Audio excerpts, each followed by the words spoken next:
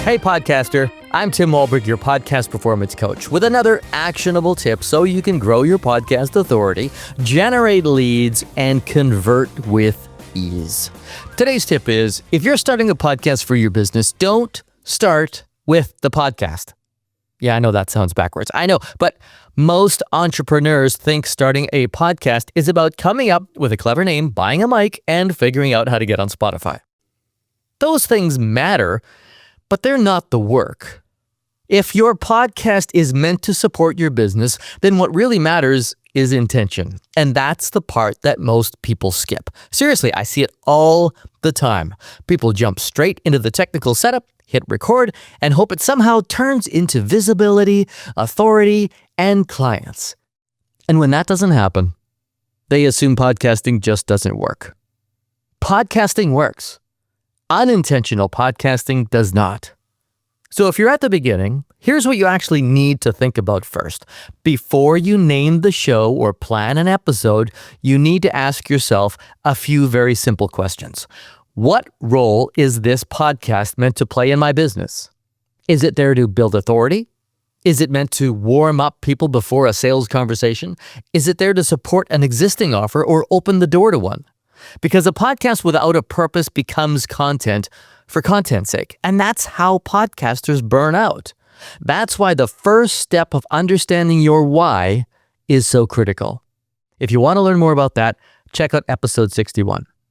Okay, so once you get clear on your why, meaning you know the role your podcast is going to play in your business, you need to figure out the audience. Here's a hot tip. It's not anyone who might be interested, or business owners in general. Trying to create a podcast for everyone is the fast track to the podcast graveyard. You need to know who the show will be ideal for and why they would listen week after week. A clear audience and a clear outcome change every decision that follows. Without that clarity, your podcast becomes content without direction. This isn't about reaching as many people as possible. It's about reaching the right people, the ones who recognize themselves in your message and feel like you're talking directly to them. When you know who the podcast is for and what it's meant to do, everything else gets so much easier. Okay, so next up, creative design. This is where a lot of people think creative means freedom. But when it's a podcast with a specific intention for your business, creativity needs structure. How long are your episodes and why? Are you doing solo episodes, interviews, or is there a mix? What problem does each episode help your listener think through? Don't make the mistake of following what other podcasters are doing or try to sound like your favorite shows just because you like them. Think about your why and your who to find the right answer for your new show. You want to create a show that serves your listener consistently. When someone presses play, they should know what kind of experience they're about to have. That consistency is what builds trust over time. Once you have a clear picture of why you're doing your show, who it's for, and how the content and show structure will serve them, you can finally figure out what it should be called and how to tie the podcast branding to your personal or corporate branding. Okay, still with me? We're about halfway through the process of starting a podcast, and now we're at the part where most people start. Performance and equipment. How you sound is enormously important. I talk about this all the time. I'll put a bunch of additional episode links in the show notes to help you with this.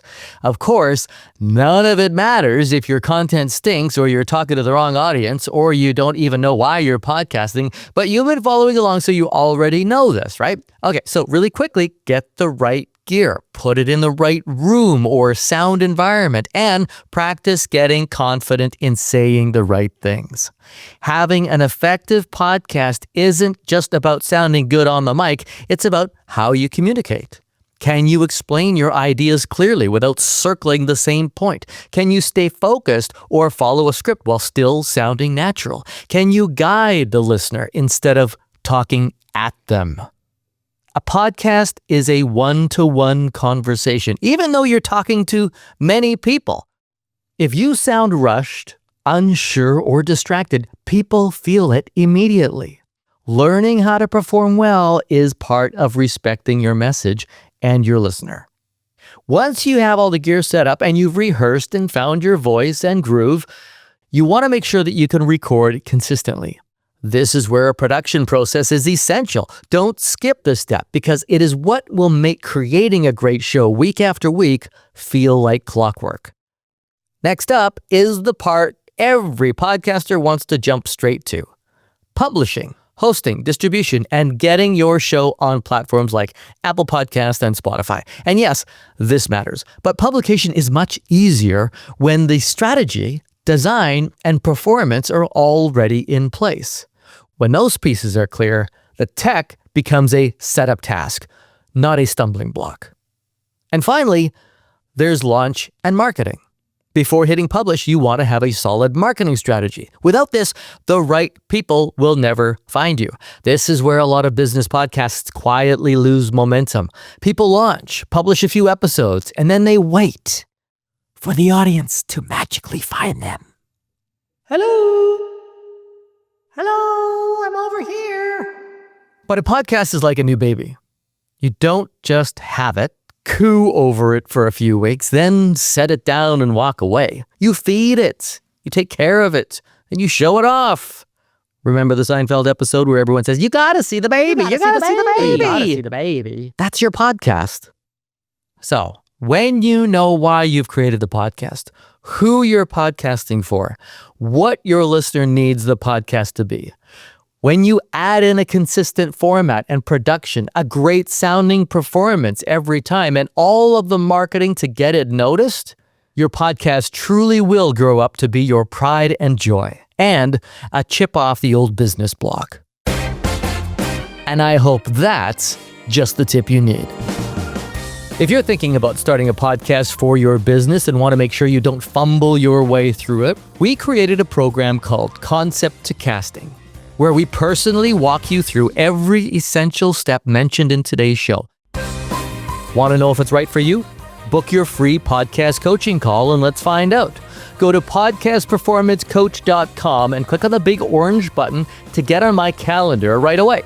Let's find out how a podcast can help you hit your business goals this year. I mean, wouldn't you rather build a podcast that actually does the job it was meant to do? Let's do that. Book your free private podcast coaching call by using the link in the show notes or at podcastperformancecoach.com. I'm Tim Walberg. See ya!